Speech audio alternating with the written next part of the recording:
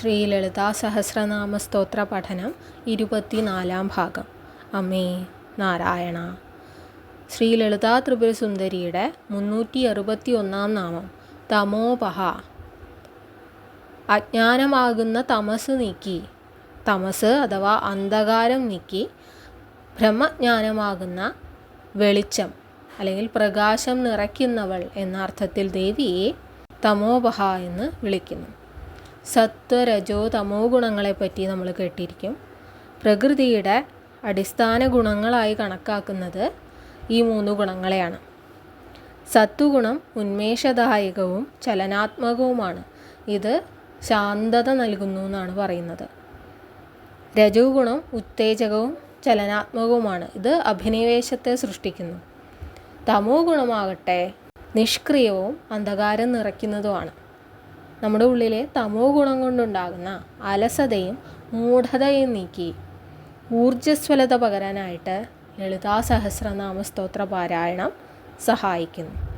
ലളിതാ സഹസ്രനാമ സ്തോത്ര പാരായണത്തിലൂടെ എന്തെന്നില്ലാത്ത സന്തോഷവും സമാധാനവും അനുഭവിച്ചിട്ടുള്ള ഭക്തന് എന്തുകൊണ്ടാണ് ദേവീ ഭജനം ഊർജ്ജസ്വലത നൽകുന്നു, ആഹ്ലാദദായകമാണ് എന്നൊക്കെ പറയുന്നതെന്ന് പെട്ടെന്ന് മനസ്സിലാകും. കാരണം അത് മറ്റൊരാൾക്ക് വിശദീകരിച്ചു കൊടുക്കാനാവാത്ത വണ്ണം ആനന്ദദായകമായ ഒരു അനുഭവമാണ്. 362 നാമം ചിതി. ചിത്ത് എന്ന സംസ്കൃത പദത്തിനർത്ഥം ബോധം എന്നാണ്. ആത്മജ്ഞാനം അല്ലെങ്കിൽ ആത്മബോധം എന്നൊക്കെ പറയാവുന്ന സെൽഫ് കോൺഷ്യസ്നസ് ഭക്തനിൽ ഉണ്ടാക്കുന്നവൾ എന്നർത്ഥത്തിൽ ദേവിയെ ചിതി എന്ന് വിളിക്കുന്നു. ഈ ആത്മജ്ഞാനം കൊണ്ട് നമ്മുടെ കഴിവുകൾ എന്തൊക്കെയാണ്, നമ്മുടെ ലിമിറ്റേഷൻസ് എന്തൊക്കെയാണ്, എന്തൊക്കെ കാര്യങ്ങളാണ് നമ്മളെ അലട്ടുന്നത്, എന്തൊക്കെ കാര്യങ്ങളാണ് നമ്മളിൽ അനാവശ്യമായ ക്രോധം ജനിപ്പിക്കുന്നത്, ഈ വക കാര്യങ്ങളൊക്കെ അനലൈസ് ചെയ്യാനും ഒരു ബെറ്റർ പേഴ്സണായിട്ട് വളരാനും നമുക്ക് സാധിക്കുന്നു. ഈ ആത്മബോധമുള്ള ഭക്തൻ ഞാനും ഈശ്വരനും രണ്ടല്ല, രണ്ടിലുമുള്ള ചൈതന്യം ഒന്നു തന്നെയാണ് എന്ന സത്യത്തെ തിരിച്ചറിയാനുള്ള യാത്ര ആരംഭിക്കുന്നു. ആ യാത്ര പൂർണ്ണമാവണമെന്നൊന്നുമില്ല, പക്ഷേ അങ്ങനെ ഒരു സത്യാന്വേഷണ യാത്ര നടത്താനുള്ള ഒരു പ്രചോദനം നൽകുന്നത് ഈ ആത്മബോധമാകുന്നു. അപ്പോൾ ആ ആത്മബോധത്തിലേക്കുള്ള ആദ്യത്തെ ചവിട്ടുപടിയാണ് എന്ത്? ദേവീ ഭജനമെന്ന് പറയുന്നത്. ഇനി നോക്കാം. നാമം 363 തത് പദ ലക്ഷ്യാർത്ഥ. തത് എന്ന സംസ്കൃത പദത്തിനർത്ഥം ദാറ്റ് അല്ലെങ്കിൽ അത് എന്നാണ്. തത് ത്വം അസി, തത്വമസി അഥവാ അത് നീയാകുന്നു എന്ന് നമ്മൾ കേട്ടിരിക്കും. ഭാരതീയ തത്വചിന്തയിലെ അദ്വൈത സിദ്ധാന്തത്തിൻ്റെ ഒരു ആണിക്കല്ലാണ് ഈ ചിന്ത. നീ തേടുന്ന ബ്രഹ്മം അത് നീ തന്നെയാകുന്നു എന്ന ബോധം. അപ്പോൾ നമ്മളീ സഞ്ചരിക്കുന്ന, നമ്മളീ തേടുന്ന ബ്രഹ്മപദം അത് ദേവിപദം തന്നെയാകുന്നു. ശ്രീ ലളിതാ ത്രിപുര സുന്ദരിയിലേക്കുള്ള യാത്രയാണ് നമ്മൾ നടത്തിക്കൊണ്ടിരിക്കുന്നത്. അല്ലെങ്കിൽ ബ്രഹ്മത്തിലേക്കുള്ള യാത്ര അത് ദേവീ ഭജനത്തിലൂടെ, ദേവിയാണ് ബ്രഹ്മത്തിലേക്കുള്ള ആ യാത്ര സാധ്യമാക്കുന്നത് എന്ന് അർത്ഥം. ദേവി ആത്മസ്വരൂപിണിയാണ് എന്ന് ചിതി എന്ന പദം കൊണ്ട് നമ്മൾ പറഞ്ഞു കഴിഞ്ഞു. അതേ ദേവി ബ്രഹ്മസ്വരൂപിണിയുമാണ്. ദേവിയുടെ 364 നാമം ചിതേകരസരൂപിണി. ചിത് ഏകരസരൂപിണി. ഞാനും ബ്രഹ്മവും ഒന്നു തന്നെ എന്ന പരമജ്ഞാനത്തിൻ്റെ ഉറവിടമായ ഏകഭാവം ജനിപ്പിക്കുന്നവൾ. ഒരു യൂണിഫൈഡ് കോൺഷ്യസ്നെസ് എന്ന് പറയും.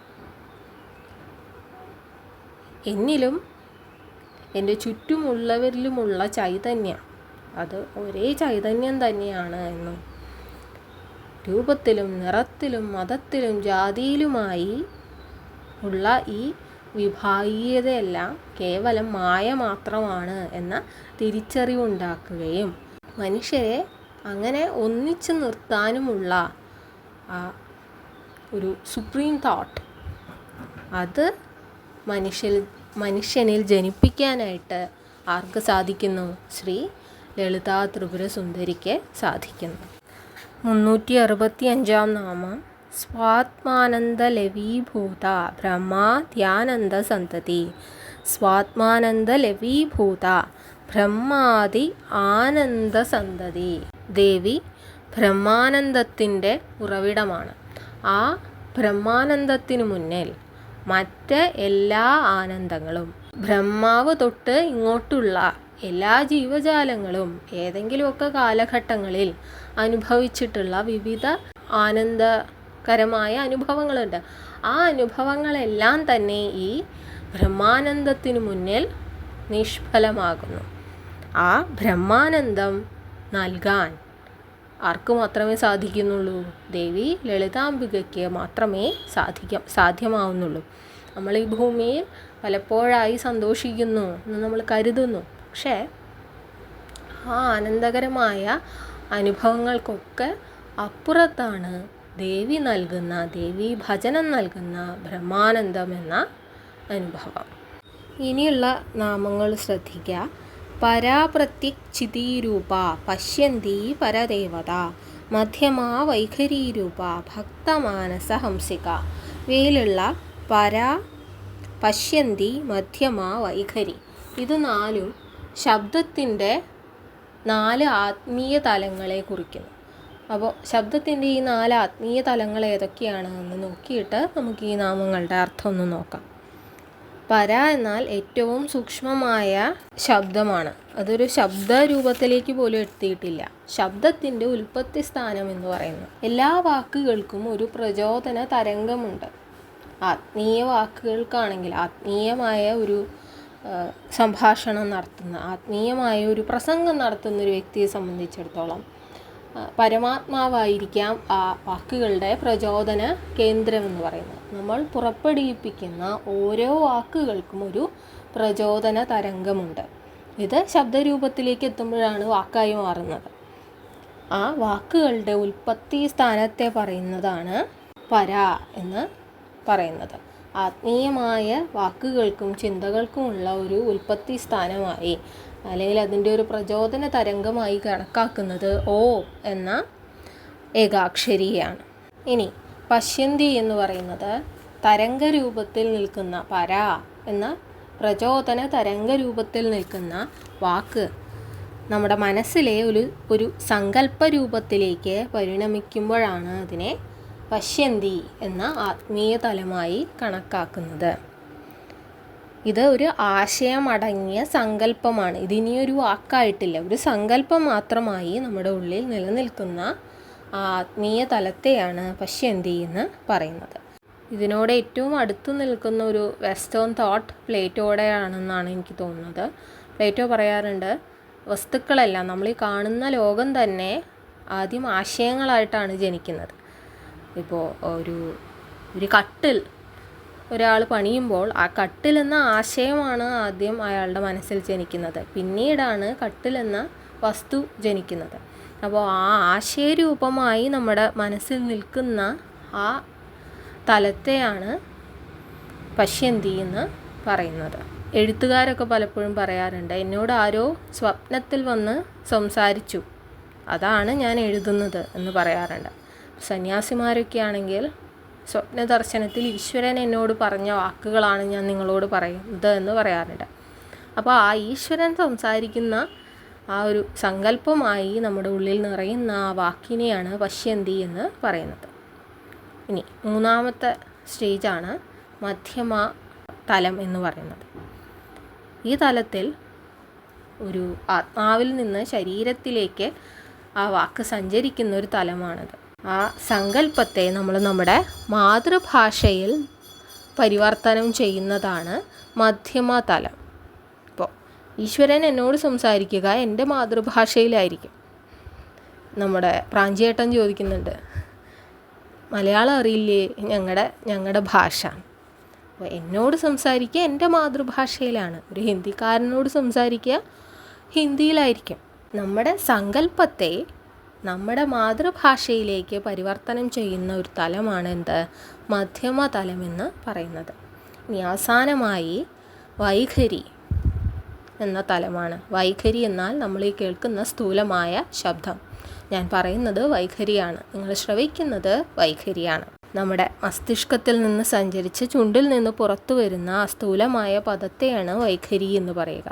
അപ്പോൾ ഇതാണ് ഭാഷയുടെ ശബ്ദത്തിൻ്റെ 3 തലങ്ങളായി പറയുന്നതാണ് പര, പശ്യന്തി, മധ്യമ, വൈഖരി.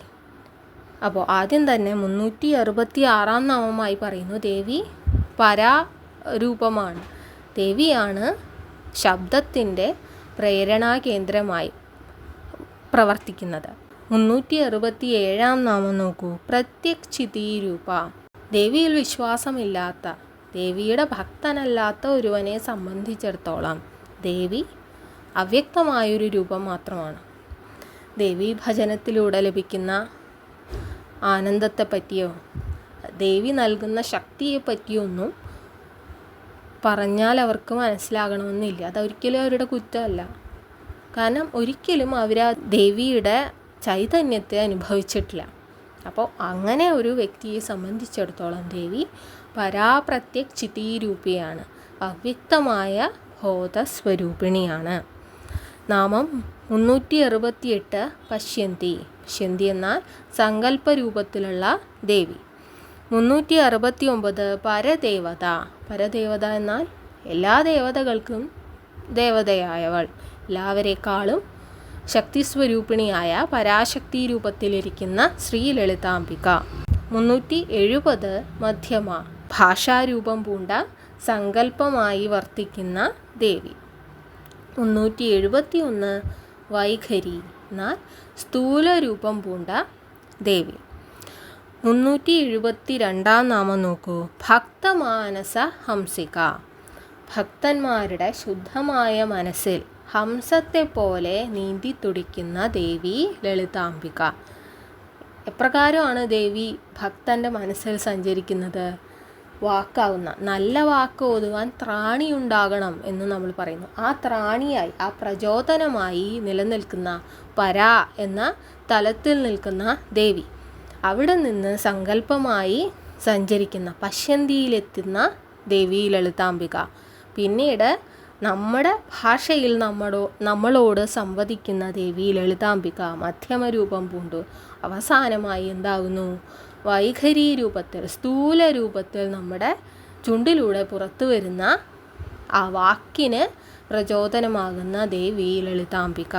ദേവിയുടെ ഭക്തനെ സംബന്ധിച്ചിടത്തോളം നല്ല വാക്ക് ഓതുവാനുള്ള ത്രാണിയായി, പ്രചോദന കേന്ദ്രമായി പ്രവർത്തിക്കുന്നതും ദേവിയാണ്. നല്ല വാക്കായി പുറത്തു വരുന്നതും ദേവി തന്നെയാണ്.